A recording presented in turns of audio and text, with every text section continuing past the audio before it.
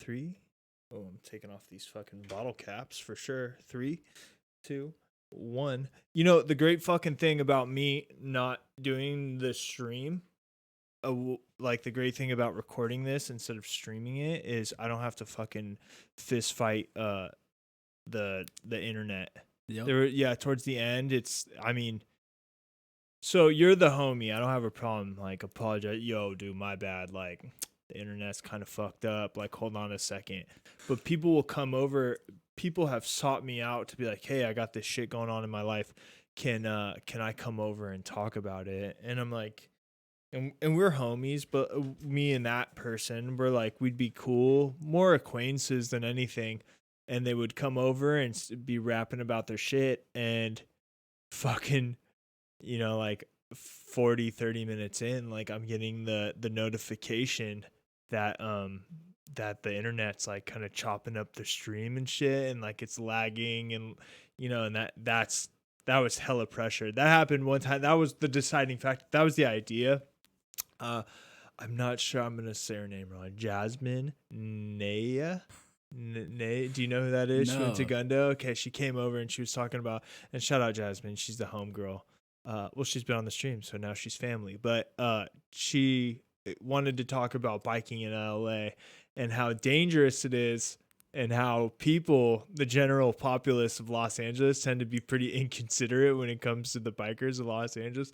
And she's telling me about it, like, and she's doing a good job speaking her mind on all this very detailed analysis on this subject. And I'm out of the corner of my eye, dude, I'm like watching the stream like just drop frames like to like fucking like McDonald's internet speed. Dude, it was so bad, dude. And something happens when I get super embarrassed like that is my face gets super fucking hot, like I don't know. Get sweaty. Yeah, well, yeah, it's just like whenever I get super embarrassed, like you feel like a fucking tick about to pop, and it's like fucking red in your face. But y'all, this is Colin Flanagan. What's up, guys? He's actually, not to be confused, he's actually a class of 2008, but was held back in 5th grade because of his fucking age. Yep. And you were my first friend.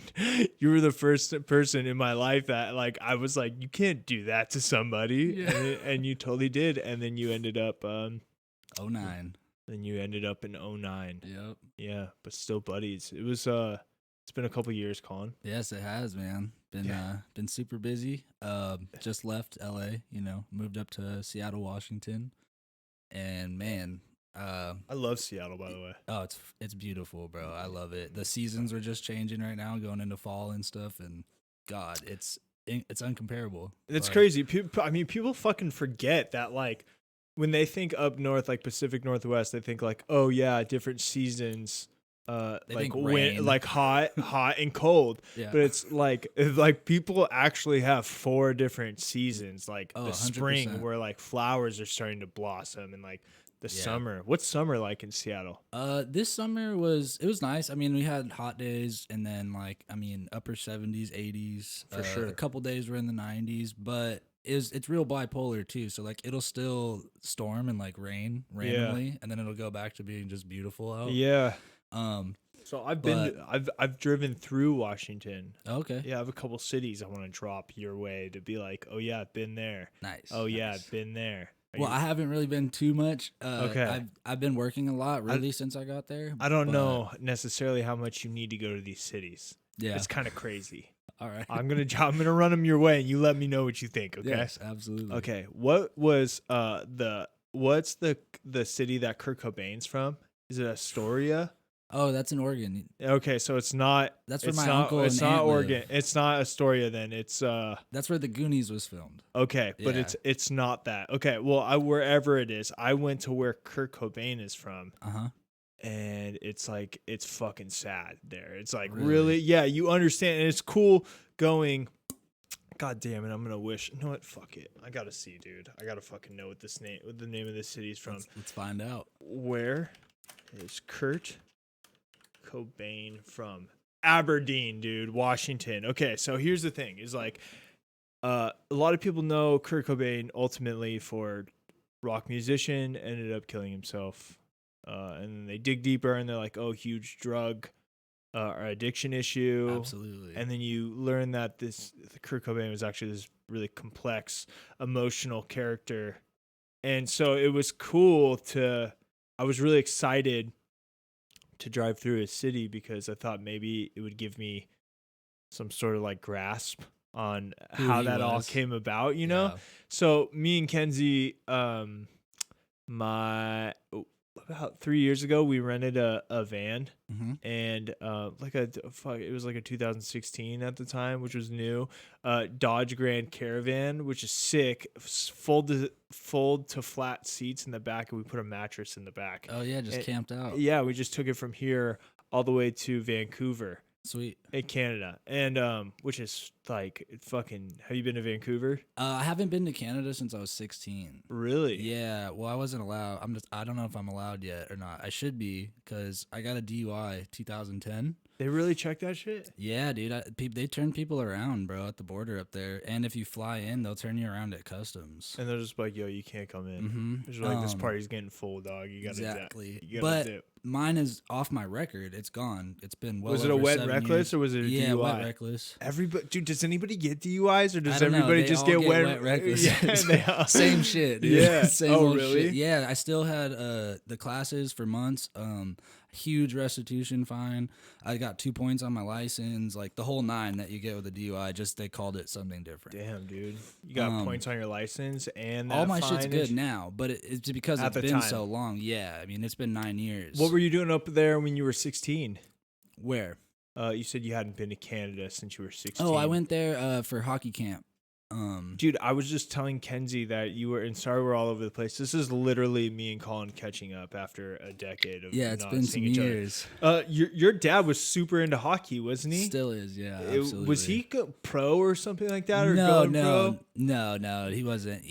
My dad's always just been a worker. He worked construction for years, and now he's he played the guitar though. Yeah, he was in a band. Yes, absolutely. With Johan's dad. And, that's right. And Q's dad. Oh, that's okay. Yeah, that's right. They were all in a band. Yeah, they used to play together all the time. And now my dad works for SoCal Edison. Yeah, he manages their planning department. Cool, dude. Yeah, he was doing project management for a while, but now he's out of the field and just kind of doing like meetings and setting up new projects and doing all that. Yeah, you have to tell your dad. You have to tell both your parents. I said what's up. Oh, absolutely. 100%. So, anyways, we rented a van and we took it. I mean, it was just the crazy thing is. I really believe Los Angeles is one of the most beautiful places on. I don't even mean that, dude. I really believe that the South Bay is one of the most beautiful places on earth. Oh, it is. And I mean, like I'll give it because people are like, because Los Angeles, dude. Me and my buddies, there's this venue here. I still go to like straight edge hardcore shows. Sweet. And I just was in. Did you go to the Ghost Inside show? So I didn't go to that one because at the same time that night was going on. So they're more of like I would call them someone's gonna listen to this YouTube and be like, you fucking idiot. But they're more of like a fuck, I forget the name, something like not post-hardcore, more like a metalcore-ish, metal influence type of band. At the same weekend that was going on, Sound and Fury Festival, that poster was going on in downtown LA. So that's where you were. And that's like the Coachella of hardcore music. That's sick. Like 2 days in a row. Seattle has one. It's called Rain Fest. Philadelphia has one called This Is Hardcore Fest. Black and Blue Festivals in New York, along with some other festivals in New York. New York has so much fucking hardcore festivals, but we have Sound and Fury Festival. Does Boston still do a lot? Yes. So yeah. I just went to Have Heart's last show in Boston, which is like, they're like this huge. They were awesome, bro. I saw them at Chain Reaction years ago with Jeff Soley. Yeah. Dude. They were fucking awesome. Fuck yeah. So Jeff is one of my writers. Rad. Jeff still hits me up to go to shows, but the people I've been going with are all like they're from Costa, and Nice. So anyways, that was going on. So the South Bay. I remember what we were talking about. So I was just at a show, and it was at the there's a warehouse right there in downtown, a couple blocks from Skid Row. Epic venue.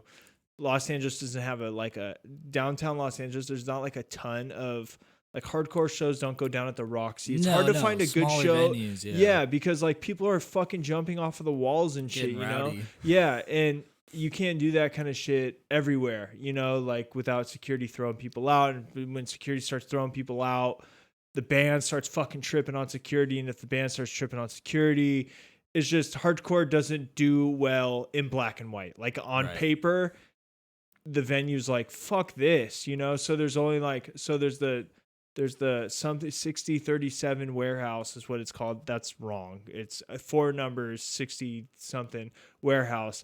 And it's fucking lit. It's right next to fucking Skid Row. And you have to park and like to walk the 2 blocks to the venue.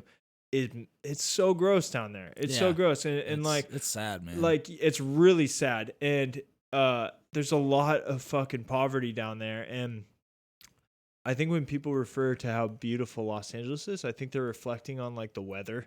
And like the beach cities. Yeah, and the beach cities, because Los Angeles itself, I mean, like, and on my way to Sound and Fury when we were parking the car, I was like, yo, man, like Los Angeles needs to be fucking cleaned up, dude. Yeah, it's fucking crazy. They're slowly gentrifying a lot out there. Like I was just in Koreatown earlier today.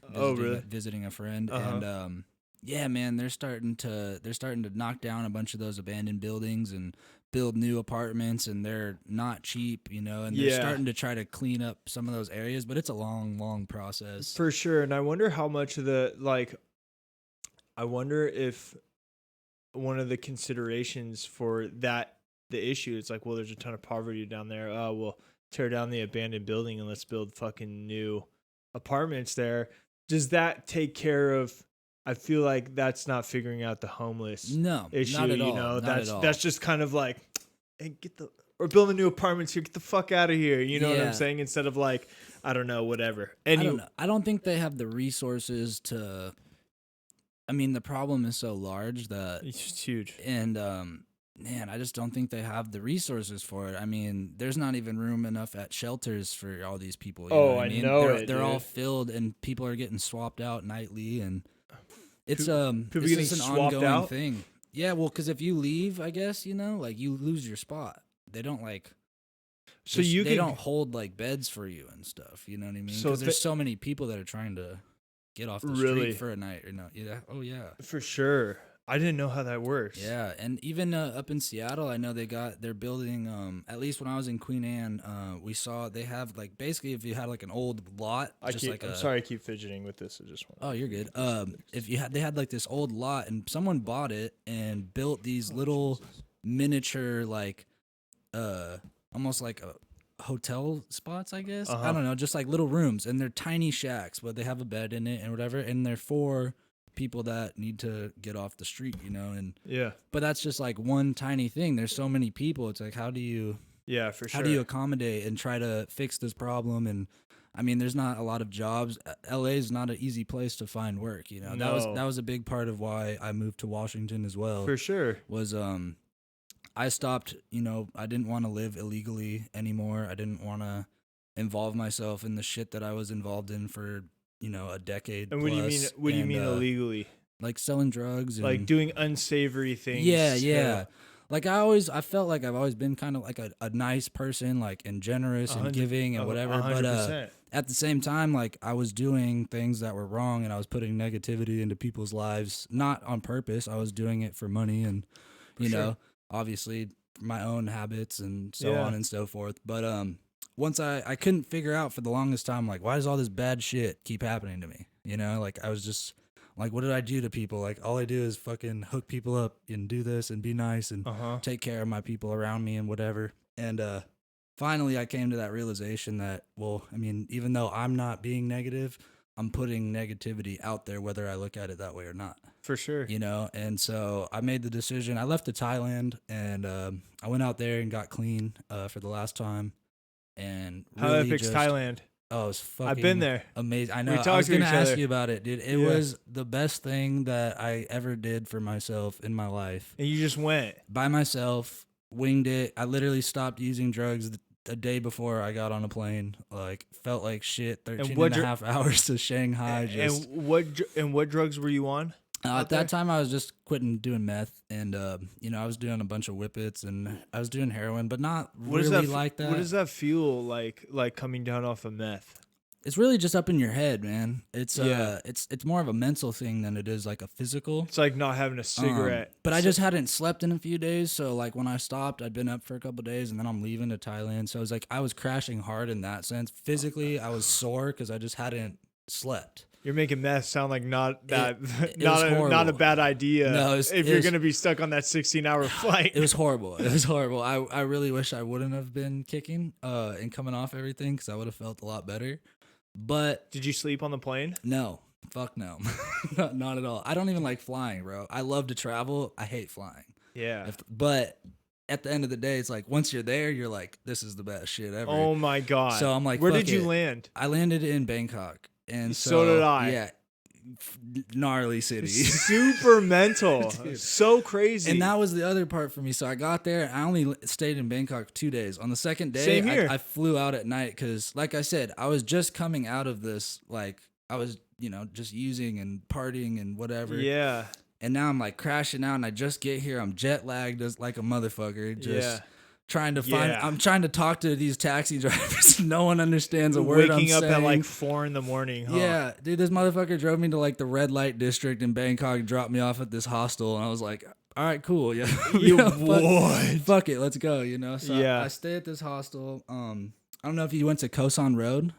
The King Sao Road. Yes. Yes. Koh San, it's like the walk street. Yes. So I went to that because that's Oh like my everyone told me you have to go. Yes, we stayed at oh my god, what's the fucking hotel there? It's the hotel. I don't know. I stayed in hostels because I was solo. So I was Uh-huh. like, I'm staying in hostels meeting people because I was just by myself. Yeah, good move. If King I would have Sao been Road. with like a lady or anybody, I would have for sure just done the hotel thing because I Yeah. would have had someone riding the whole time. Yes. But I was trying to meet people on my way around. And, Yeah, for sure. Yeah, King Sao Road, that's where we were at. pretty cool spot. Interesting. The best. Yeah. The best. Bomb street food. Dude, Thailand. So I never ate off of the carts. Really? I just couldn't do it. Oh, dude, I did it for the entire time I was out there. I was there for like 35 days or something. But you were there for 35 days? Yeah. Well, I flew out there for 35 days. I ended up going to Bali as well. So You speak Thai? No. Fuck no. I go to Pagoda and I tell him, talk you up for chopsticks, and he's like, full looks at me like, Yeah, he's like like, I'm his "Holy long shit." lost brother, dude. Dude, they love it, bro. Yeah, fucking epic. Man, it was great. So, but like How I said, great are Thai people though? oh my god, they're so nice. They're the best people. So They gotta nice, be. man. Well, people don't understand. Like when you're visiting a country that's inherently just Buddhist from generations, and that person doesn't have to be Buddhist, but has been exposed to the Buddhism, culture, to yeah. the Buddhist culture his whole life.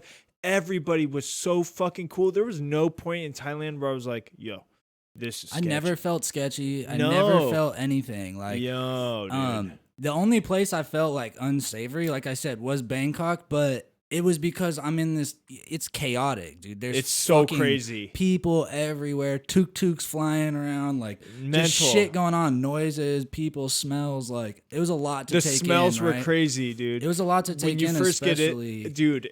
I was just telling my friend. I'm sorry. I keep No, go interrupting ahead, you. go I ahead, just please. this is information overload because I was just telling Kenzie we just got back from Morocco and Spain. Oh, I bet that was so sick. It takes me 48 hours for me to like start speaking the language and like start like. When I first, dude, if you drop me off in another country, and we're on a vacation for 7 days together. If me and you were to go to another country together and Right. we're there for 7 days, I'm only really there with you for 5 days 6 days or 5 days because it takes about a day or two for me to finally fucking talk to you and like to Adjust fucking and- adjust, dude. Because Yeah. for some reason, I don't know why, dude, I get like stage fright in another country like the first day or two. Dude, it was very overwhelming for me, especially only because I put myself in that position, right? Like, I'm coming off drugs. I'm literally 2 days out of like just cutting it all out. So I have nothing with me. I'm like, fuck. I'm just like going crazy in my head. And then What I'm did in you this take with you? city. Nothing. Oh, like pack? Yeah. I literally fucking packed a backpack and the smallest little suitcase ever and just fucking Yeah. just went. I took like a 35-liter like backpack. It's Yeah. like this big, It was and I just awesome. rolled up shirts, stuffed them in, and I thought that I'd be. You don't need a lot. Dude, you wear the same thing. I felt every like day. People I don't get that. overpacked, even though I barely brought For anything. sure. And I was like, man, I could, because you're just fucking, dude. The humidity is so crazy. That it doesn't even matter. You don't care anymore. Because I was showering, like when I first got there, I'd shower like 2-3 times a day, and I'm like, this ain't doing shit. Yeah, I'm like, that's not doing shit. you And just then ride it out. But then you get to a point where like you start to feel comfortable in it, dude. You know, like You say- adjust to it, yeah, for sure. It never bugged me. It didn't bug me anymore. The bugs, I constantly was fucking with bug spray. Mosquitoes, Yeah, oh, man, dude. at nighttime they're Oh, fucking rabid out They're there. vicious, It's dude. crazy. So you went down south. So, right? well, I flew into Bangkok. I stayed there 2 days, right? It was a lot. I was like, I got to get the fuck out of here. This is just too much for me right now. I need to go somewhere peaceful and just chill. So I had heard about Chiang Mai. So I hopped on a plane from Bangkok, flew to Chiang Mai, and I stayed in the gates in the, it's like a square gate. Yeah. And they have the gate market every night, and Yeah. they got the night bazaar and all that shit. So I got to Chiang Mai, rented a fucking scooter, and just mobbed everywhere, bro. One day I fucking went 90 miles out into the mountains to this, it's the tallest waterfall in Thailand. I don't remember the name of it, but I fucking just rode this scooter way out there, just cruised out and fucking by myself. Like, I just had the best time, man. I was getting fresh fruit every morning for breakfast right around the corner from my little hostel. There was this bomb-ass massage parlor right down the alleyway. I was just like living the best life ever, grubbing like crazy because like I was skinny as fuck, dude. I got there and I looked like shit. Just because you've been tweaking. Yeah, because I just been doing a bunch of. How long I was were you doing a bunch of tweaking for? coke too, man, on and off. So that was me on and is- off for a couple years. For sure. I would never say I was like, man, I never went broke for it. I never did nothing fucked up You don't for seem it. like I had Swiss cheese right now. I Like, had I don't- money. I had money because I was selling coke up there, and I was making crazy good money in Mammoth. Like, it's stupid. Really? Yeah, because everyone gets paid every week, and like I was charging top dollar and just absolutely crushing it. I was making trips back down to LA and back like one day, 600 and something miles. Shit, twice a week sometimes. Like, Are you cool saying how much you made like a week? Fuck, at least like 445, $5,000. Really? At least, yeah. I was getting $100 a gram, and I was pushing at least 2 to 3 ounces a week. Like, So you're simple. Making, so you're making like 20 G's a month? fuck, but blowing money like it was no one's business. Yeah, I did. stupid I never did watches, laundry, TVs bro. and I shit. didn't do laundry. I just go buy clothes, literally like almost every day.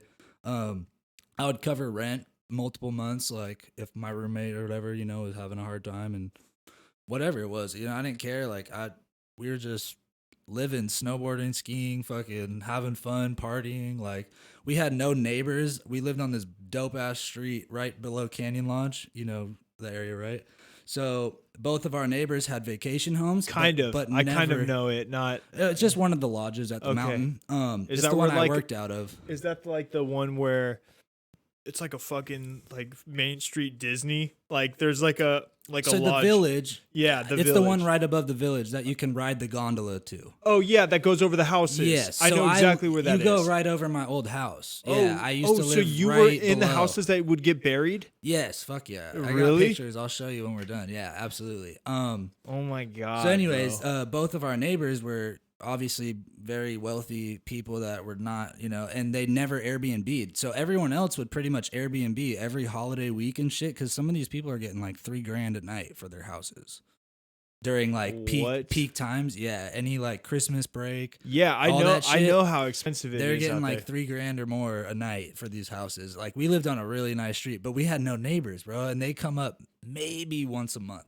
So we just fucking rage at my house 24/7. And you never went to bed. Never so- had cops, never had no problems because we had no neighbors. Who's gonna call? We were just fucking partying. I was running my house like In-N-Out Burger, dude. Just people Really? pulling up. Yeah, I had like a 12-car driveway. I just had people pulling up all day, all night. If I didn't go to work, like my coworkers would come stop by my bedroom window on their way up to the mountain to go teach and grab sacks from my window, and like Yeah, it was ridiculous. I got away with murder for a long time up there, and then just because of you selling what you were selling, yeah, and you were like I the just only had guy to get it from. no, there or- was other people that had it. I just happened to at the time like have the better product. Now, did at any point did it get like kind of violent for you? Because No, no. The only person I ever had to fucking get down with at my house was some random guy that none of us knew.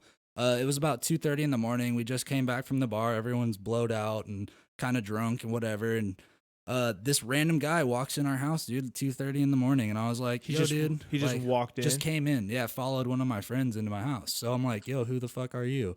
And he's just like, oh, yeah, man, it's cool. Like, I'm just with him. So I look at my boy. I was like, yo, is he with you? And he was just like, nah, dude, I don't know this guy. So I'm like, look, bro, like you got to get out of my house. Like none of us know you. Like you're not welcome here. I was trying to be nice, you know. I'm lit. I'm trying not to snap. I'm like in long john underwear and shit. It's fucking. There's 12 feet of snow outside of my house right now. It's cold as fuck. I'm trying to be cool to this guy. So finally, on like the 10th time, I'm like, I don't know what to say anymore. So I'm like, look, bro, get out of my house or get fucked up. Like, period. Like I'm done dealing with this shit. And so he got all hype, like, oh, what you wanna whoop-de-whoop, whatever, fucking walks out on my porch. So my ass gets up in a t-shirt and long john underwear and throws my fucking slip-on Vans on, and I go outside and I rock this fool's world, bro. I've literally, my roommate wouldn't let me out my front door to the porch, but we live in a duplex, so there's another door to the stairs that go to the upstairs. He wouldn't let you out because he didn't want you to have the drama? He didn't want the drama, right. So, and he's big, dude. My old roommate, shout out Kevin Becker, he's like 6'6", dude. This was a monster. So he's blocking the doorway, and I'm like, God damn it, Kevin. So I go out the other side, and I climb through fucking like 12 feet of snow, bro, in my shit. And I come up on the porch, and I give this dude the opportunity. He's sitting on the chair on my porch. I'm like, yo, bro, I'm like, I don't want to do what? Get the fuck up. Yeah. And he crossed his arms and put his leg up and was like, you're not going to do nothing. So I broke this full shit off, dude. I fucking made this grown-ass man cry, beg me, pleading for mercy. And what kind of guy did this look like? Did he look like one of you dudes? Just some mountain guy, dude. Just like, he was probably 30-something, like 35, bro. Just apparently he was drunk or whatever and thought, you know. I heard later, because later I found out this guy's been 86 from most bars in town. He goes and tries to start shit, but nothing ever happens because there's a million people at a bar that are going to stop you, right? Every time there's going to be a fight, there's like, oh no, and people are holding people back.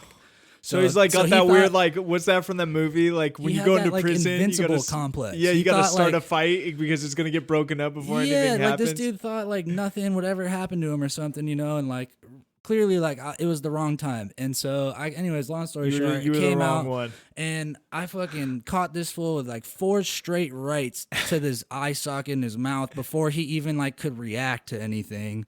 And then he put his hands up, so I like kicked him in the head, and he fucking hit the wall and came back down. And then he was crying. He was like, please stop hitting me. I'm bleeding. And I'm standing there, and he's like this, ducked down. Are your friends just watching from the window? They're all watching on the porch from the house right here. It's right on my porch. And then this dude's bent down like, please stop, please. And I fucking uppercut him like 3 more times, bro. And I was like, I don't give a fuck. And just bam, just cracking him, right? And then I like cocked back and I looked at this dude. And he was just so fucked up that I just was like, all right. Yeah, you got to. I'm like, you just got to go, bro. And like he fucking leaked blood all over my walkway. Was spitting up, dude. It was a mess. Have you ever done that to somebody before? Yeah, but in different situations, like... I mean, I've been beat up too. Don't get it twisted. Yeah. I'm not like some fucking not out here MMA guy. Oh no, I've definitely taken my whoopings too. Like I'm no bad motherfucker. Yeah. But this dude, it wasn't a fight, right? I mean, he's sitting there and telling me I'm not gonna do nothing. You already got me to the point. I'm fucking there. It's weird when someone's in your house and I felt disrespected to the fullest, you know. And I was trying to be cool, and I don't feel good about what happened. I felt bad after because I really hurt this man. Was he a local? Yeah, but that's what I found out later is he got 86 from all these bars by starting drama and nothing would happen. So that's why he had that complex of, because I treat people with respect all the time because I don't know who you are and I'm not the guy. I'm not stupid. I know that you could be in plain clothes and be a fucking trained martial artist or military man or whatever, and you're gonna break my shit off if I pop up. And I'm good. Like I try to live my life peacefully. I don't want the drama. The only time I'm doing anything is if someone puts their hands on me For sure. and to defend myself. For sure. You know, but that was just not the situation. I just felt disrespected. I was high. It just turned out to be what it was. Yeah, sometimes you got to do what you got to do. So, But other than that, I never had issues up there, bro. how did you get into all this shit, dude? What? Like, what brought you to fucking To- Mammoth? Oh, like, shit. Because I know like a couple of heads from down here ended up going to Mammoth, but they definitely weren't in Mammoth by the time you were in Mammoth. So still. John Truex was up there. That was the first person I knew that moved up there. He went to Saracoso Junior College. Yeah, I know. So- I know that group that went up there. That's like Okay. Yeah, I think it was Truax, Tim Voss. Did Tim Voss move up See, there? Tim wasn't living there when I was up there, but he would go visit John for Maybe sure. that was it. But Shout so out to John him. was living in the dorms at Saracoso, going to school, and I bought a season pass that year. So I would just go up and crash on his floor in the dorms, and then we'd go snowboard and whatever. And I would just make trips like a bunch of times during the winter because I had the pass. So I was like, fuck it, I'll just come up whenever. And the year after that, I was like, you know what? I need to get out of LA. Like, I was doing a bunch of Xanax and just getting fucked up, rolling balls all the time, just popping ecstasy. Like, everybody, if you saw me at a party in high school from my, sophomore to junior year on, like, I was fucking eyes in the back of my head fucked up, like, everywhere. Really? Yeah, like, I would always just be rolling. It was just the dumbest shit ever. I guess I'm trying to remember. And so with all that, like, I finally hit the point. I was like, you know what? I need to get out of here. Oh, and my best friend had just passed away. For so sure. I was like, fuck it. I I need remember to get that. out. Yeah, so I needed to bounce. So I went up there, and it honestly, it saved my life at that time. It gave me like a new, I don't know, reason to live, I guess. Like, it was just a new place, a new opportunity. No one knew my past. No one knew. Can I ask you about the Anything. Xanax real quick? Yeah, absolutely. I just want to know, what's it like? I mean, I've only taken Xanax and drank a couple times, but like every time I've done it, I've either like pissed my pants, woken up It's a mess. woken up somewhere like what the fuck am I Yeah, doing here? It's an absolute mess. Or like have damaged, if not myself, somebody's property or something, and have not remembered anything. How does one get addicted to that lifestyle? Like, how does somebody be like, let's do that Man. shit again, bro? I don't even know. Really, like, the Xanax, I got bigger with that when me and Chelsea got together. We were both, me, her, her family, we were all doing it. It was just like, yeah. it was like acceptable, it was like, cool, fine, Yeah. whatever, there was no, and so it kind of started just like that, and it just grew and grew, we were taking it every day. Does it feel good? And, yeah, and it made you feel nothing. I didn't feel anything. I didn't feel shit. I was numb to everything, every feeling, like emotions. Like, I didn't have a care in the world about any consequences that happened to me. Did your friend pass before you started taking a bunch of Xanax? No, after. So I I sold him the Xanax that he ended up ODing on, but he OD'd because he mixed with cocaine and alcohol, and he was at a party at UCLA, and they just thought he was fucked up and put him in a room, and he ended up dying in that room at this frat house. I believe it was Dimitri's frat house. Oh the my Locust. god, man! I'm sorry to hear that. It's okay. It's all right. It that really put a lot of shit into perspective for me at that point in my life. It was 3 days before my 21st birthday, so I just had his 8-year memorial was November 5th. Sure. Yeah, I never. Where'd he I'll go never to school, forget. dude? Where's this kid from? Glenn's Glenn's Yeah. from Arizona, but he lived in Manhattan Beach. Okay. So that's how we met.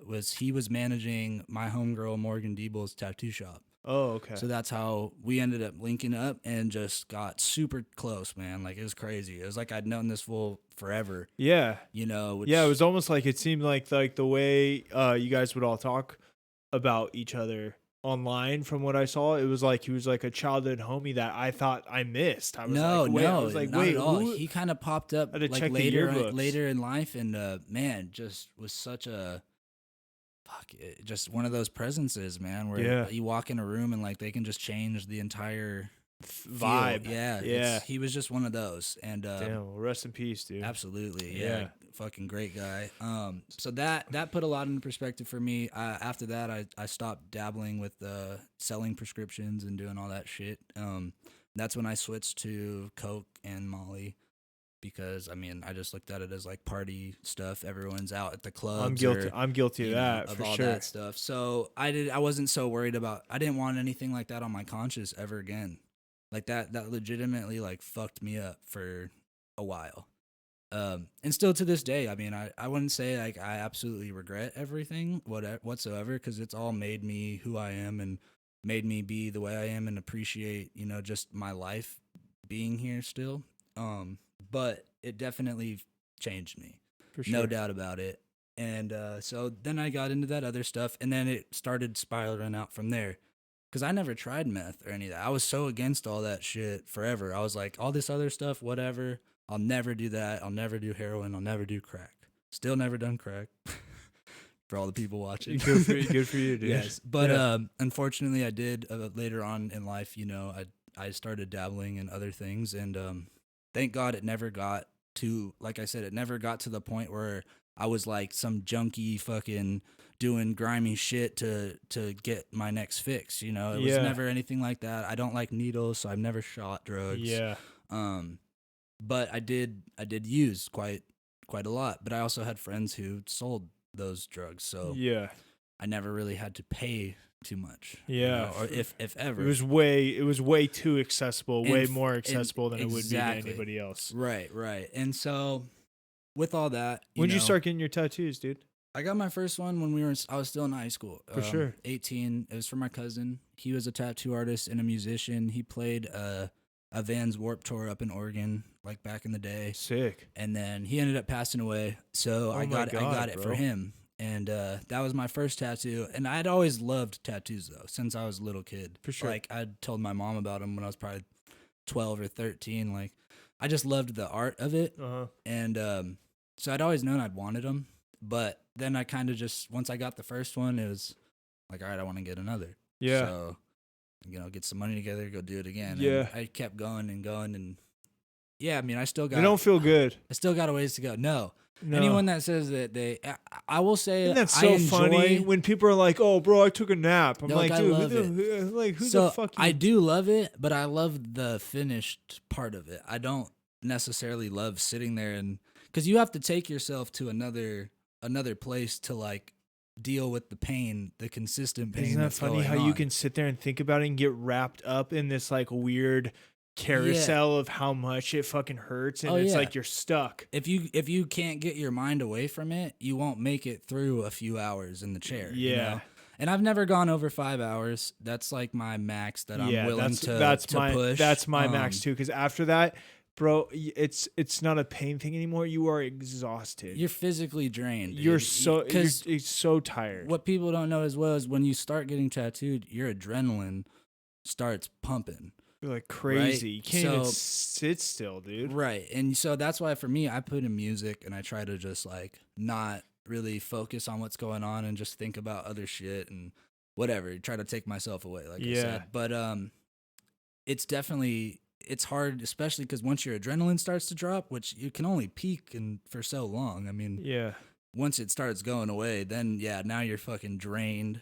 You're tired. That's what that is. Hurts. Is your adrenaline's depleted, so now you're feeling as tired as you. Yeah, you're shot. Got it. And so, like I said, 5 hours is the longest I've ever been able to actually hold out. And that I stopped doing that after that. I would do like 3.5. Yeah. I would just start booking like 3.5 hours just for sure. And also, it depends on what you're getting tattooed. For sure. I know when I get my the sides of my ribs done, once my boy comes home. Do like 20-minute session. I'm going to do like maybe, if I get 2 hours in a session each time, like I'll be happy. Yeah. And I don't know how it's going to be on my ribs yet. I haven't done it, like I said.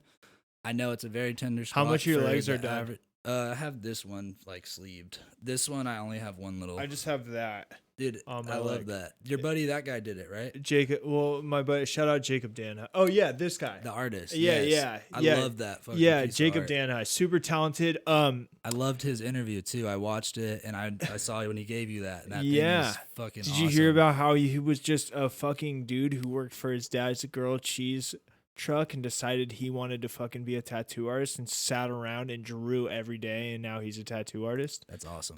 Dude, the people fucking, this is a sidetrack, but people don't understand what you can get done when you just decide that you're going to be something. Well, if you put your all into anything and dedication, yeah, I mean, anything's possible.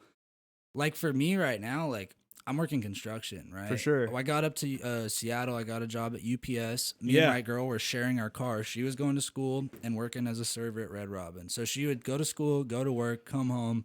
I'd go to work graveyard to get home at 5 a.m. every day for 9 months. That life. So that was the roughest part, right? Because this is the person I love. Like, we're about to have a child. I 100% plan on marrying her. Yeah. Like, she's so solid. I remember real quick, you used to do Facebook or Instagram stories. Yeah, yeah. You had an Instagram I for a did, second. 100%. Your yes. problem was that you took a story of everything. See, you got to just have Dude, one. And I would just get absorbed in that shit. And I was Yeah. like, man, this shit sucks you in. My girlfriend is the one who pointed it out. She was like, yo, did you know you can check on there? Because it shows you your usage, like your daily.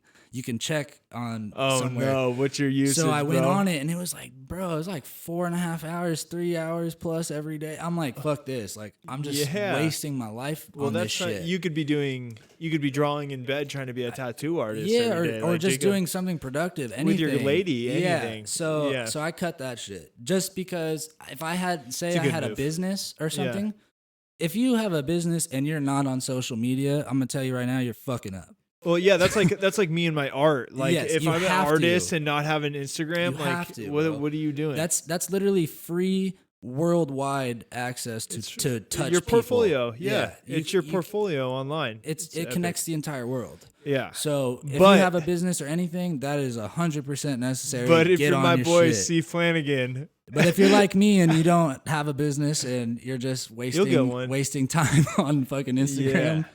maybe reconsider. well, I think the weirdest phenomenon is like, and I try to think about this is, I find myself, and I'm guilty of it. I'll use me as an example. Like, I find that I'm more prone to, like, maybe put something on my story that isn't art related if I feel subconsciously, and I'm going to be honest and vulnerable about this, that like if you feel like you need validation for like see everybody, like this is what I'm up to right now. And I don't know why that happens. It's like an automatic thing. I think it's just like the human tendency of like validation, like people- amongst peers or something. I don't know. what but fucked me up too about it, dude, right before I got rid of my Instagram was I seen this story. I don't remember where I saw it, but it was about people that will fucking literally go to like private plane airports late at night, bro, like jump the fences, like just to like go take shut your goddamn mouth just right to go now. take a picture like on a private Stop jet. it. Or in some places they have a jet set up and you can pay to go on and take photos No. and make it look like you're fucking this ball. People are living fake lives, right? So whether we different. like it or not. That's different. That's like, it's like, I meant like when I'm at a show and I'm like only there with my one homie, and honestly nobody gives a fuck that I still listen to hardcore. They're like, yo, Jesus, dude, grow up. no, But fuck I'm no. like, stick to your but roots, yeah, bro. but I'm like, but yeah, like fucking check it. And it's like, I don't know why I feel the need to do that. 95% of my friends on Instagram are like, so what? what are they saying, bro? But if like, it what's matters in to my- you, then fuck it. yeah, you know? I guess that's what it comes down to. I was never, I was pretty good. So I agreed, when I was 24, I did an analysis on what's really going on with selfies when I was 24, 25, and I agreed no more selfies. the angles. Yeah, the angles and I noticed, and how I realized it is that so me and my girlfriend, we've been fucking with each other for 7 years, but we Congratulations. started dating when I was 22.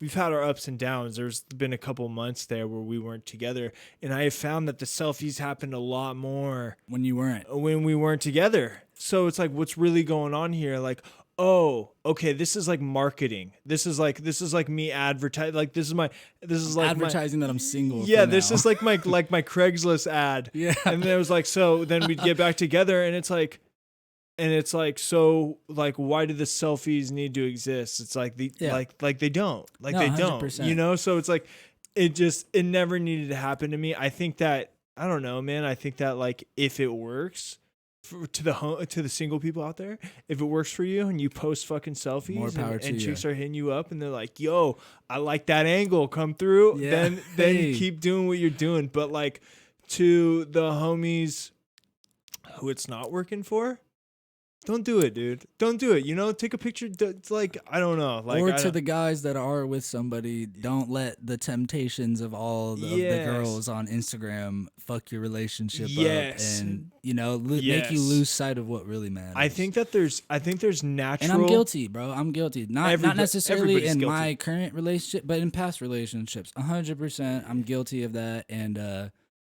that's kind of another big part too. Is like, I don't need. Well, one, my girlfriend's pregnant. I don't know if any of you out there have dealt with Congratulations, pregnant women. dude. Thank you. Yes. But hormones are crazy. Okay, Yeah. so It's been crazy. you don't need to add fuel to a fire that you're not even causing, right? Oh, you mean if you're taking selfies of yourself, she's that, like, or if I'm like on there just liking girls' photo, anything, Oh, it's no. like you'd Come on, make bro. them feel that's different too. you- That's different too, though, because it's like, I it would, belittles the person that you care for. yeah. So You get it. You get it. Yeah, People don't 100%. get it. No, People 100%, People dude. don't get it. Like I said, I used to not appreciate shit. So like Yeah.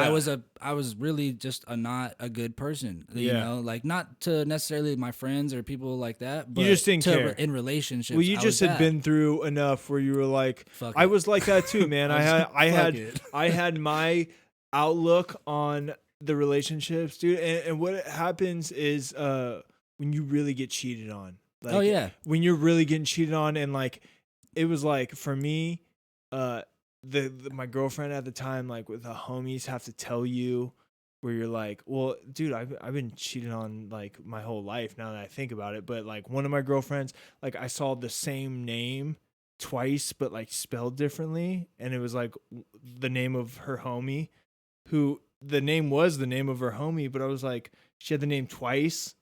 Like, Just I'm weird gonna shit. a person one. And then it was like person. The second name was like person. And then the word was spelt out one. And I was like, two different numbers. And I was like, you don't even get it. You're like, wait. Oh yeah. You're like, wait, whoa. Oh no. You put it Like, together. Yep. Yes. And the second one is like my homies had to like, we were at a party and they had to like pull me aside into And a let girl. you know. She was in there with all of my homies, and I saw from outside the garage, and I was like, oh, my favorite people in the world, what up? Went in there, nobody was smiling. And I was like, Oh shit. what up? Nobody was still All bad. smiling. What's going on, guys? Nobody's saying anything. It's seriously been like 10 seconds. All bad. And everybody's looking at me, and shout out Kevin Damage. Kevin Williams looks at me and is like, yo, man, she's fucking blah, blah, blah. And I'm like, and it was, There it is. yeah, it was bad. It was bad. But It sucks. after that, it fucks your whole shit up, man. Like, I carried aspects of that negativity into my relationship with the girl that I love more than anything in the whole world. And like, I caught that negativity, like it was like my past relationships were still like winning, you know. It was like they were still like, I wasn't even Had a hold on you. Yeah, and I wasn't Yep. even able to stop and smell the flowers of Dude, what's really going on I was there too, bro. in front of me. Like, I mean, girlfriend is one of the coolest, most beautiful people I've ever met. But it's like, I didn't even get to see that because like, because of what I had been through, I saw her as just like a potential fucking threat. You know what I'm saying? And it's like, because Yeah, and that sucks. we don't know how to like, because like, you seem like the kind of person who likes to date people. I'm the same way. I didn't know how to. I much rather would have had a girlfriend than not had a girlfriend, but now I'm fucked because anytime I have a girlfriend, Well, you got mad trust issues after shit like that happens, yeah, bro. it's And it's bad. hard to break. Yeah, It's hard to fully let down the walls and just, all right, I'm going to give you my full trust. Yeah, you know, and until you show me otherwise. Yeah. But that's a hard step, dude. Especially something's got to after happen. Usually, going through something like that. yeah, you know? usually something happens, and Yeah, man. Like usually something happens. I was and in the then, same spot, bro. That was literally when I left to Thailand, and I was living in Mammoth still. And I didn't get to this part, but I was doing my thing, right? I let it get out of hand, like I said. I was running my house like in and out, and I had police officers that lived up the street from me, Mono County Sheriff and 2 MLPDs. I was under investigation. My house was being watched. Like, would they shit. tell you that your house was being watched? So my good friend Anthony, shout out to you. His mom is part of city council up there. She's well connected in the community, and they used to bring up and your she house loves in city me. council. And the police, she was at a benefit. Actually, this was in December, like a Christmas benefit with all the cops, all the sheriffs, all the city town hall people, whatever. And they know that her son's at my house all the time. So they told her, like, hey, just so you know, like, Anthony's at this place. We're watching it. There's someone of interest, blah, blah, blah. Well, he passed that information to me. And, of course, I'm the one doing everything out of this house. So who the fuck else could you possibly be looking at? For sure. So that right there made me like, all right, I stopped letting people come through. I would only go out to the bars and make my money that way. I would go out and keep everything on me and walk around, they have free transportation in town. Yeah. So I would just to get the skiers to the. Yeah, I would hop the trolleys all night and just come back, whatever. So I cut everything, and it just, dude, it was to the point where, bro, then on top of that, so what I left out was me and my chick, we lived together for about 5 years, and she was cheating on me, whatever. So we broke up. So then that's when I started using a bunch more too up there. Yeah. So I'm spiraling out, right? I'm fucking doing meth. I'm doing like 300-400 whippets a day. Fucking. Can I ask you about the whippet? Because I don't really even know what that is. It's just like nitrous. Is it like it makes you like have seizures, like with bro. the whipped cream can? Like, Yeah, it's that, but just the gas. And where do you get it? So the smoke shop in Mammoth has them. They sell them by the cases, and I would go by the smoke shop and hook my boy up with like a gram or whatever a blow, and he would just let me grab cases and shit. And there's like, we're talking a case is like $70 for 100, and I'm getting 3 cases and a. What does a whippet do machine for you, dude? It just like it blocks oxygen to your brain. They're called womp womps, and right? makes you like, yeah. But it also, if you do a lot, it'll make you seize. So you'll have seizures. So I've had, hundreds of seizures off that shit. Steve-O was super into those, right? I'm sure. He's super into whippets. It was. How do you do it? Like into a balloon? Inhale. No, you just inhale straight off the can, and like hold it in, and then it'll start. If you start seizing, you'll see just like black. You'll just like roll back and be fucked. Are you there when you're fucking seizing? I had I had an out of body. I had an out of body experience off whippets, and that was the last time I did them. I seized out really hard, and basically was looking at myself from the third person, and I watched myself. It looked like a black road just like unrolled itself right over me, and I got trapped underneath it, and I was trying to fucking. And you were watching yourself. And I'm watching myself trying to get out, but in real life, physically, my buddy was with me when I seized, and I was literally trying to like fight my way out of this thing while I was seized out, bro. And I came back from it, and I couldn't even talk. Like, my brain was so scrambled that I couldn't like put together a sentence. Like, I was fucked, like super fucked. And that was probably one of the scariest things I've ever actually experienced as far as drug related, like it was wild. And so after that, I was like, I'm good on this shit. And anyways, long story short, so we broke up. That spiraled me out, and then I'm under investigation, feeling all this pressure. So I was like, fuck it, Thailand it is, I was like, I need to get away for a while. That's why it was 35 days. I was like, I need time away. I got out there, and as I started to look over my life and everything I was doing and the decisions I was making and everything, I'm just, all this information overload. And I was like, yeah, I just can't go back. Like, called my roommate, and I was like, look, man, if you can find someone to move into my room and take over the lease, I was like, you can keep my deposit. He'll give you a new deposit, whoever it is, and just keep that money. Like, just pack my shit up for me, and I'll come pick it up when I can, And he was like, all right, like, I got you. And that was when I made my decision, and I went back to LA. And they knew you were in a tight spot too? I knew it. I knew it was only a matter of time before they were gonna raid me, bro. They're the Mammoth Police Department and They're not Mono fucking County ar- Sheriff. they're They're not fucking known around. to raid, even for just weed. I know multiple people that have done jail time up there for having pounds of weed because they got raided for selling weed. Really? And I'm selling coke, and I'm bringing coke up by like 10, 12 ounces at a time, and putting people on deck, and it was madness, bro. It was Yeah. just madness. And so I left, and then that's when I made that decision. And honestly, probably the hardest part of my whole journey of after the drugs and everything, as crazy as all that was trying to go right, bro. That was literally easily the hardest thing I've ever done, was to just say, fuck it, I want to do things right. So I applied for jobs for months, dude. Ran out all the money I fucking had saved up from drugs, everything. I ran dry. I was broke as fuck, living at my parents, trying to find work, like getting denied left and right. Finally got an opportunity, and I worked that job for about 6 months and saved up, and fucking me and my girl had talked about going to Washington. Oh, she's from down here. She's from up there. Yeah, Oh, she's okay. born and raised like literally in the area we live in right now, which is Kirkland. She's from up there. So I'd never been. I was like, well, if we're gonna move, I want to see it first. So we took a trip Sure. out there, visited. I fell in love with the city, with the whole area. Yeah, it's epic. It's beautiful. Yeah. And so I that was like, whole all right, Tacoma, Seattle, all the way up. Yeah. Kirkland. Yeah. It's amazing. Have you been over to what Olympia State Park? or No, anything so like that? I want to go to Olympia. I just haven't. I've been working so much. Beautiful. A lot of people but- only know the coast right there. Or wait, Seattle's in the middle.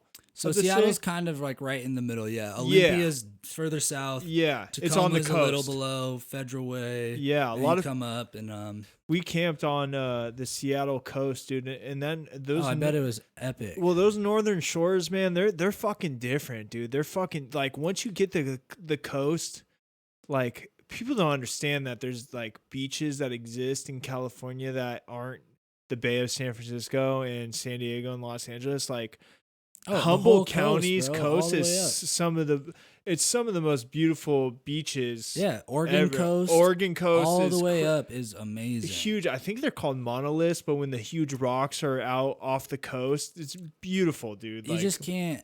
It's like it's indescribable, and like you have to see these things in life. I feel Yes. like people that don't allow themselves to go out and just experience simple things. Not everything has to cost a fucking ton of money. You know what I'm No, saying? Like no, and you but can people go find overplay it. beauty anywhere, and I mean, up there where I'm at, man, it's almost impossible not to find. Isn't that so funny? Where people are like, "Yo, man, dude. Well, I'm not made of money, bro." It's like Neither am I. yeah, with their new fucking 3-camera fucking Yeah. iPhone and shit. Well, another thing I've noticed too is people get caught up in like wanting to have this lifestyle, right? Where it's like, man, you work a job that you absolutely hate, but you stay there because you want to pay for this BMW and this apartment and like have this appearance of like success or whatever. And it's Yeah. like you're fucking miserable.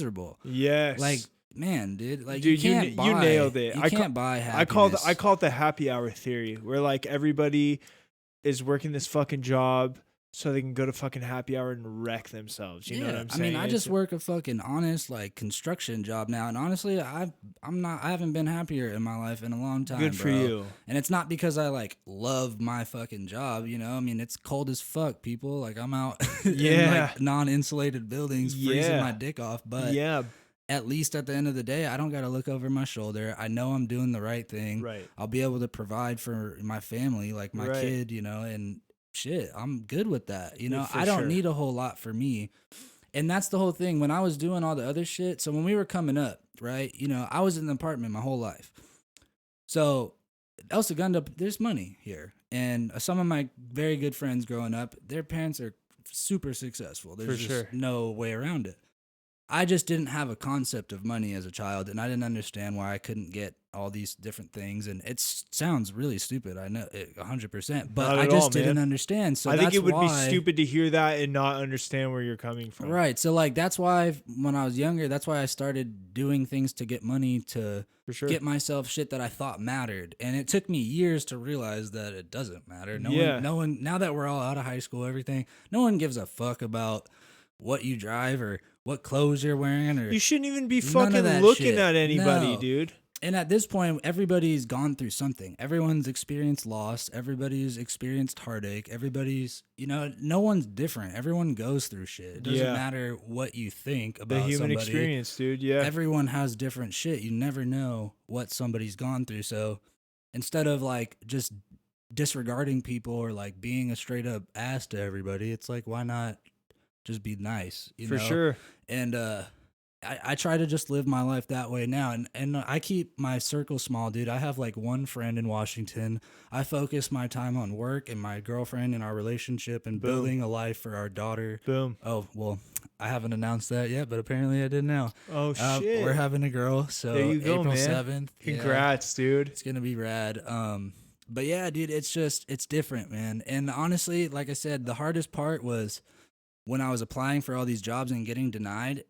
Nobody likes to be turned down, right? No. I mean, everyone wants acceptance in some way in their life. Sure. And it's fucking, dude, it's a battle within yourself when you're trying to do right and it's not working for you. Mm-hmm. So this whole time where I'm trying to do the right thing, I'm getting fed up and I'm like, my money's gone. Like, why the fuck am I not calling my plug right now? You know what I mean? Like, that's that one. One big score. That final. I could have score. I could have been making I could have been making easy couple grand again real quick, and or just one big good. flip and dip. Right. Yeah, but that's and, that's the flip that gets you put in fucking. Period, bro. Yeah. Period. And right before I made the decision, when I came back from Thailand, so I left this out. I still was sitting on a couple ounces that I had just left behind.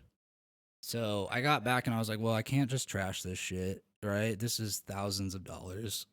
Who the fuck's gonna flush thousands of dollars? Let's just be real. Yeah. So my idea was like, all right, I'm just gonna get rid of everything I have, and that's when I call it quits. So I got rid of the first two pretty good.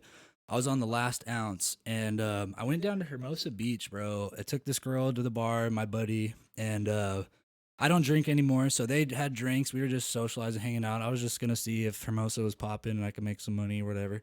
Didn't make any money. It was whatever, all good. So we leave the bar, roll a blunt. We're driving the car. I got no license at the time. I had a $35,000 arrest warrant. Fucking all kinds of shit on my head. What are you doing? I didn't know about the warrant. Oh. So I'm fucking driving my boy's car or whatever, and we start driving up to PV, up Palos Verdes Boulevard. And it's nighttime. And I'm like, every time I've gone into Palos Verdes at night, I've been pulled over.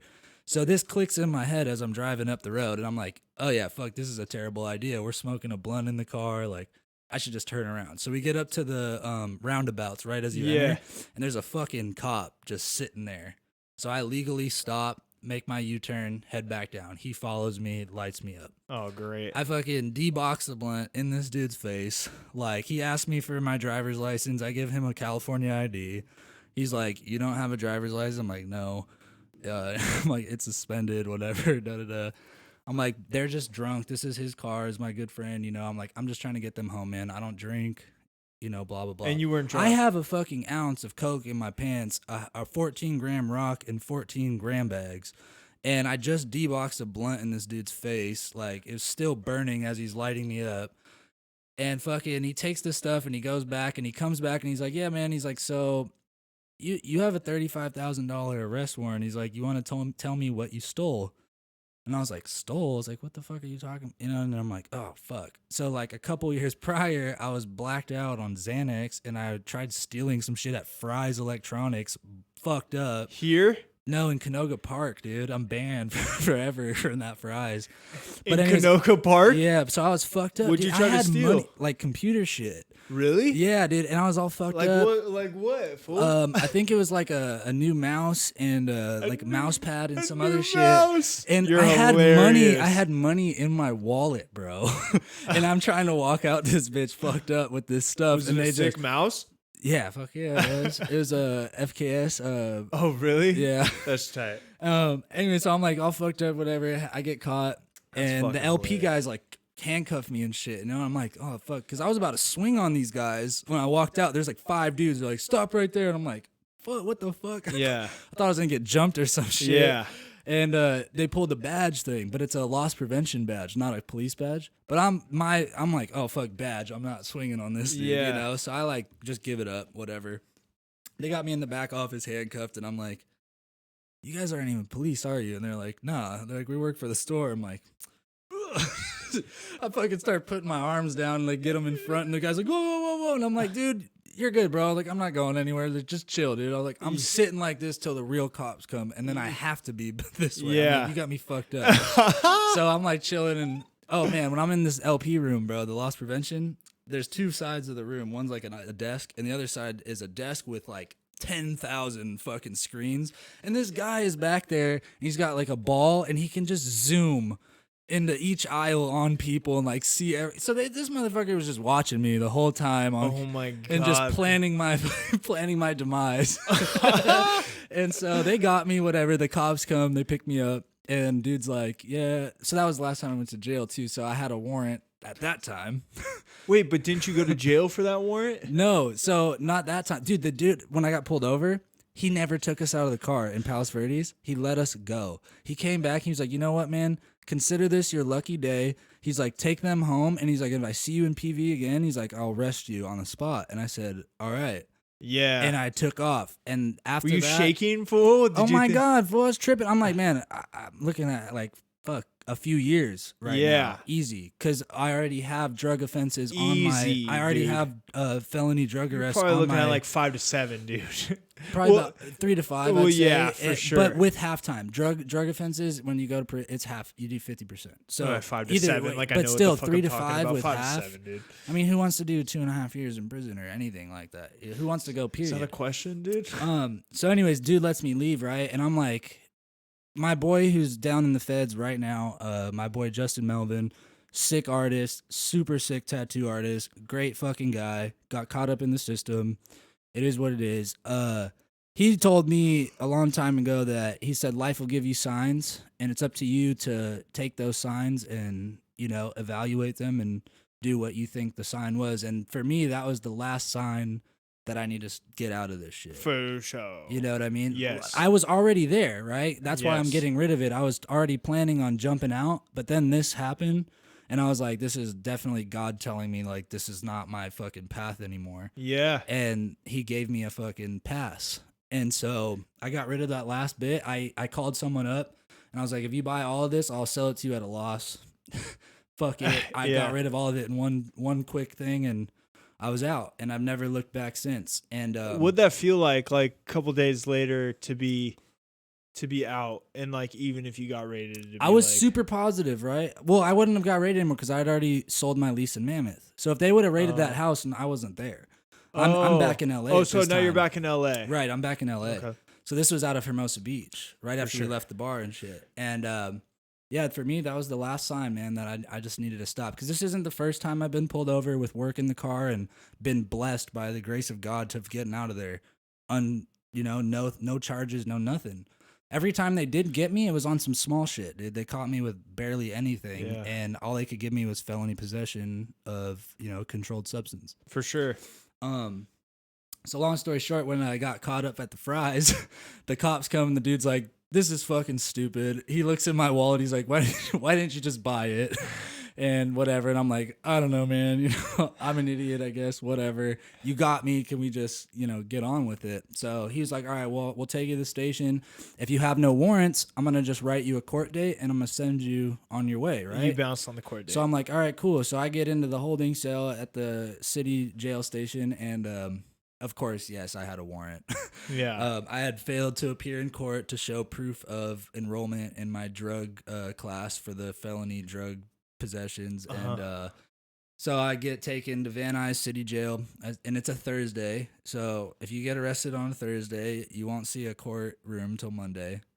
So I stayed in Van Nuys City Jail from Thursday to Monday morning.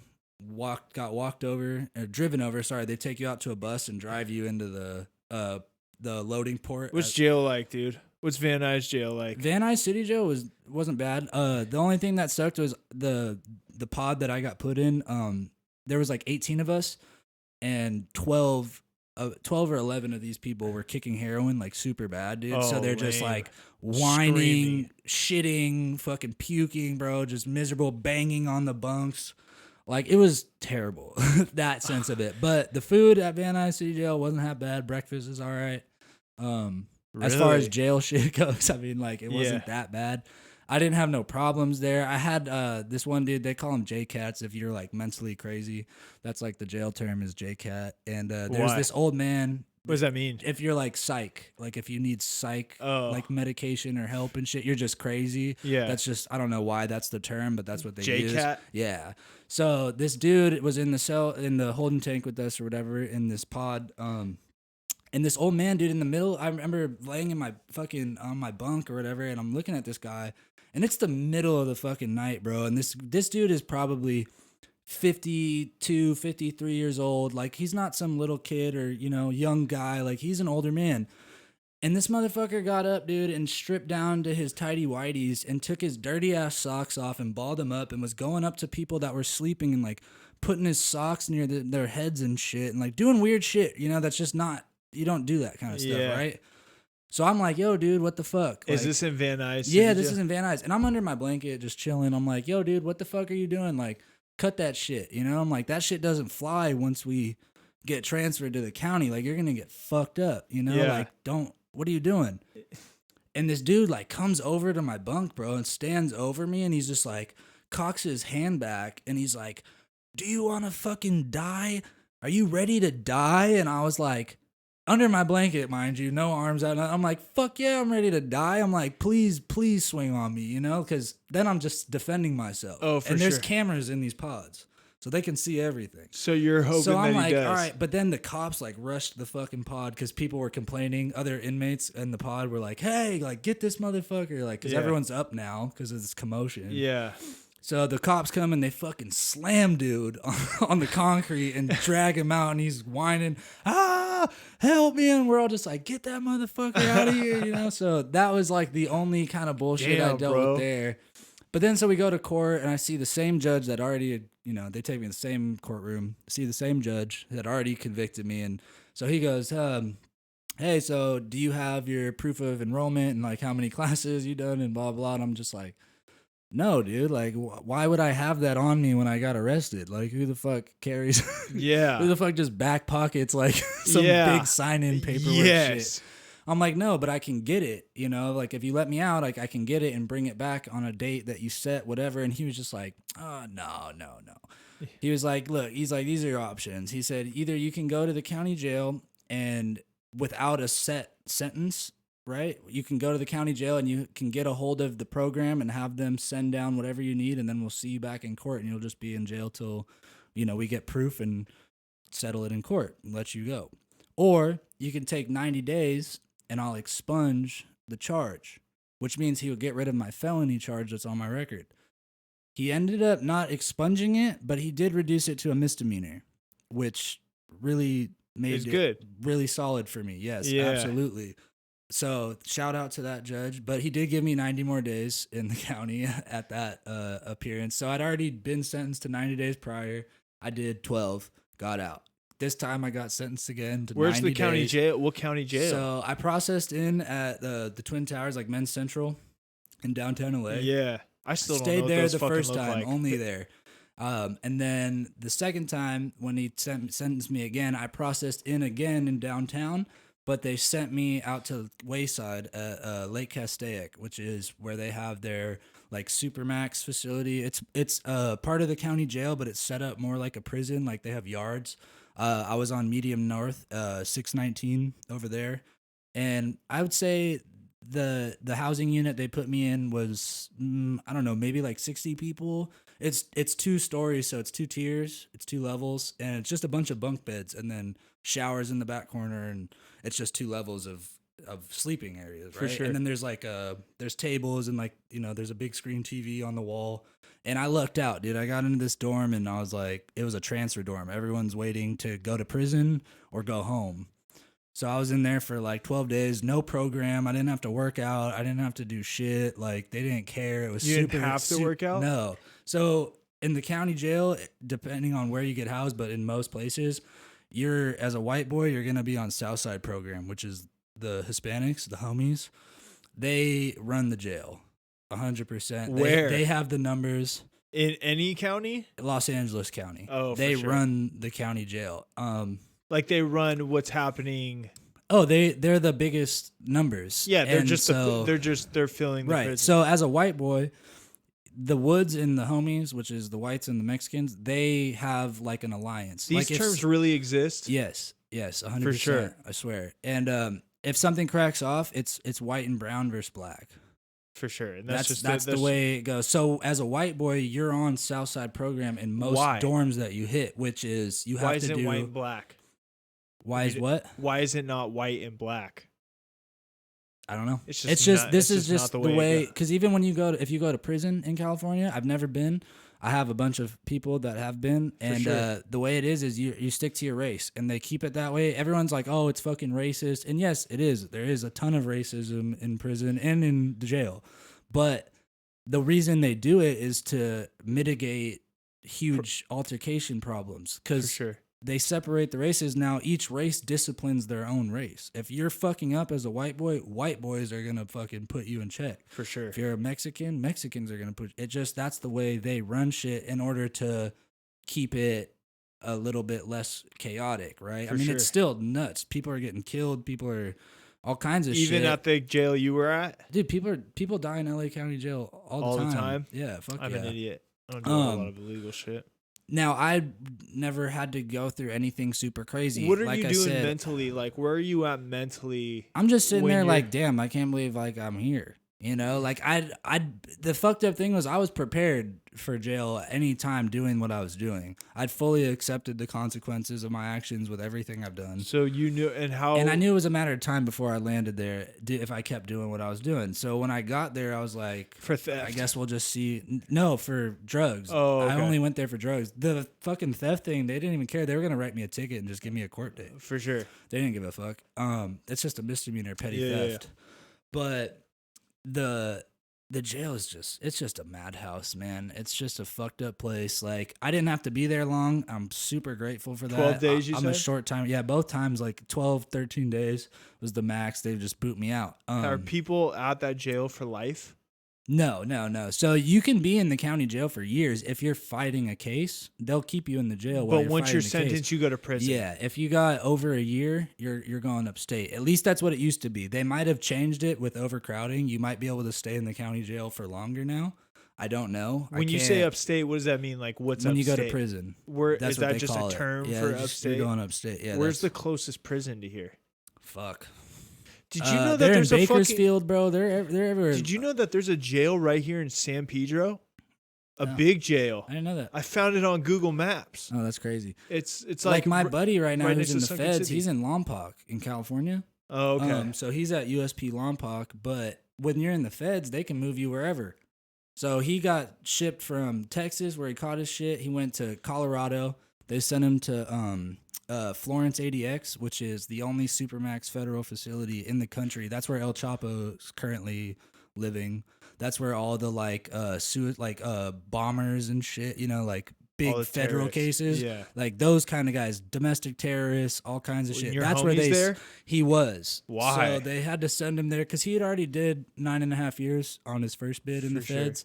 He had conspiracy, drug trafficking, firearm and furtherance of a drug trafficking For sure. crime. They gave him 11 years, then reduced it to 10. Damn. So, anyways, he got out. He violated his supervised release. They gave him 37 more months. That's where he's been since November 2017. He's got about 9 months left. And but basically they can move you wherever. So because of so they have like guidelines when they sentence you and blah blah blah. The feds is crazy, and you get points as well as an inmate, right? If you like assault other people, staff, like they can raise your security level just like anywhere. Like They can move you. So because when he violated, he caught new charges that were violent charges, is what they were saying. They raised his level again, so he got sent to a Supermax facility. So he was there about 6 months. All I could do was write him letters. He couldn't get commissary, couldn't get anything. Then once his level dropped, his security level, then they shipped him all the way from Colorado to California to Lompoc, and that's where he's finishing out. So I'll send him money. Like he drew me a sick art piece, bro. He's amazing, dude. He sent me this piece of black paper. All he used was gray and white color pencil. And this shit is insane. Really? Like absolutely insane. Yeah. And Next time you come down, to bring it with you and let me see it. I got pictures of it. Oh for yeah, sure. yeah, yeah. I'll You show have to show me for sure. And like I said, like he's a great guy. He's just the recidivism is crazy. Once you're in the system, it's very hard to get out. Yeah, dude, that's I can only wrap my head around that situation, and I think about being stuck in a violent environment where you have to put yourself in situations where you have to survive, but surviving keeps you there longer. Like the things you have to do to survive. It's a risk, yeah, always. It's fucking crazy, dude.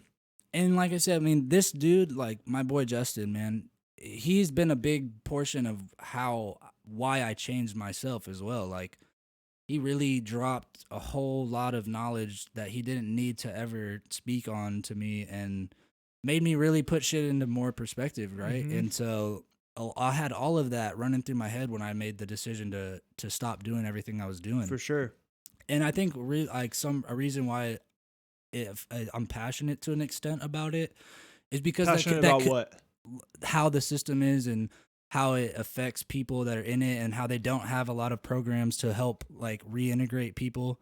It's supposed to be, CDCR, California Department of Corrections and Rehabilitation. They added the rehabilitation, but they're not giving.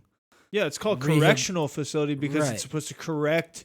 And they're not correct. You're putting people in a fucking damn jungle. Gladiator camp and like expecting them to come back to society and be just fine. Yeah, it's fucked. And so it's just crazy to me that that's the way shit is. But who can change it? Like one person, it needs to be a lot of people. You ever think of getting yourself a foundation together, like something like one day? Because I don't want to be that like. I don't want to like wrap myself into it, right? Because then it's something that I pay attention to and I keep in touch with my buddy because he's in there doing time right now. And for sure. And he's one of the people that's literally been such a positive reinforcement to me in my life and wanting me to do good and like proud that I'm doing better. And you know what I'm saying? And it's almost like just having a little bit of support. Like I could only imagine if I was there, I would want people to care about me too, right? 100%. And so a big part of it too is like I want to see him do good because this dude has such talent that it's mind blowing. I've been around tons and tons and tons of tattoo artists, but watching him tattoo is like watching I feel like it'd be like watching Picasso paint. Well, at the same time, we have people have to remember that these are fucking people, dude. Oh, and that's they're one human of the, beings. That's Absolutely. one of the biggest things about this podcast. The mission statement was like again, like all you had to do was tell me you were coming down and let's talk. But really, man, this podcast is about people from all walks of life really chiming in on their situation and us getting to the bottom line that is like we're all just people who are the product of all of our decisions 100%. But we all have came from someone's womb. We've all had to eat food. We've all had to go to bed. We've all experienced something. And just because you have I come from my parents are amazing people, man. Like they're just hard workers. They're honest. They don't do people wrong. You know what I mean? I was nothing like them for the longest time. And I'm just starting to like understand it and like try to be more like that, you know? Cause now I look at it like, man, like that's the right way to be, like regardless, and it's made me so much better. Like I don't care about a lot of shit. Like I could care less about what most people think about me because if they don't know me, then okay, whatever. Yeah. And the people I do fuck with, like they know I fuck with them. They know that I love them to the fullest. Like I don't have siblings, so when people are close to me, that's your family. Like there's no way around it. Like that's how I look at it, and I would do whatever for my family. God damn. So it's given me a different like outlook on everything, a different appreciation. I appreciate the people I do have, every one of you that is out there, shout out to all of you for even sticking behind me all these years. Like it means everything, bro. Yeah. For real. Cause like I said, I wasn't the best person for the longest time and I wasn't always doing right. And I wasn't always, the way I am now. And, there was a lot of people that stuck in my corner. Yeah. And honestly, who knows what would have happened if I didn't have that, because there's plenty of people out there that are going through stuff currently and maybe they just don't have any form of support, you know? There's people that don't have families. There's people that don't have anything. And you know, you could make someone's day with the smallest gesture, you know what I mean? Like Yeah. shit, dude. When I leave work sometimes there's this guy that's a homeless man and he's always on the same corner as I drive home. And every once in a while like I'll stop at like the Chick-fil-A and just fucking grab some food or whatever and like pull up on him on my way home and just fucking give him a little food or whatever. For sure. And not to say that he couldn't maybe go get a job. I don't know what his situation is. But all I know is when I give him that food or whatever it is, like he's stoked and he's grateful and I feel a little bit better. Like For sure. Know, not like it's not like an ego thing. It's not like I do this shit to post it online and have everyone see that I do this shit just to do it. Yeah. And because it makes me feel good and I would want to think that if I was ever in that position that someone would want to extend that courtesy to me as well. Yeah. You know, because it could happen to anyone. Anything can happen. People think that they're so like, everything's good. Nothing ever will happen to me. Like, you don't know that. What if the fucking banks collapse again and it's worse than it's ever been? You know, like you could be out of your home. You could be bankrupt. You could be all kinds of things. You could lose that BMW and be level playing field with the person you're just talking shit on. Anything could happen, you know? Yeah. And so if you're just that kind of person that doesn't care about other people, it's like, oh, fuck them. They made their decision. They need to deal with it. Like, absolutely. Back to like inmates. They made a bad choice, right? They got caught. They did whatever. Not everyone in there is a bad person. There's a lot of normal, good people who made one bad choice that put them into a place, right? For sure.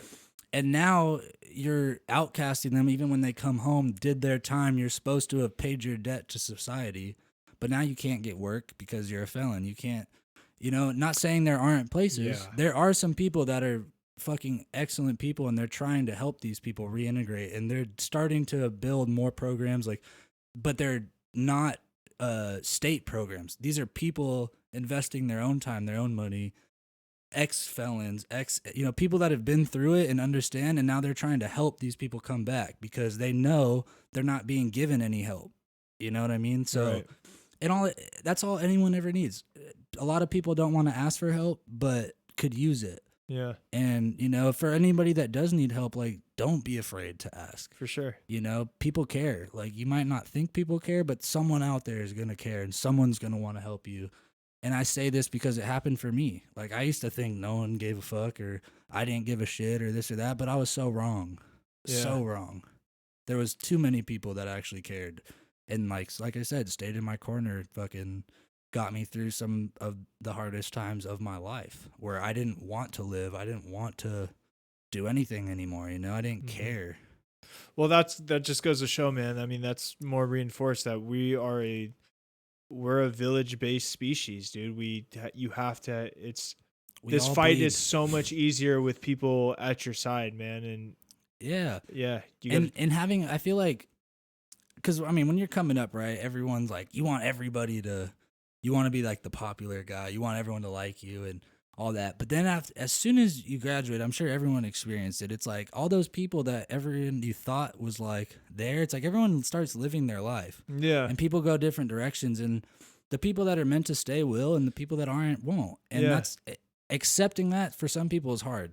But the minute that you can accept that the people that are meant to be there will be, and the ones who aren't, you know, you had your times, you had your memories.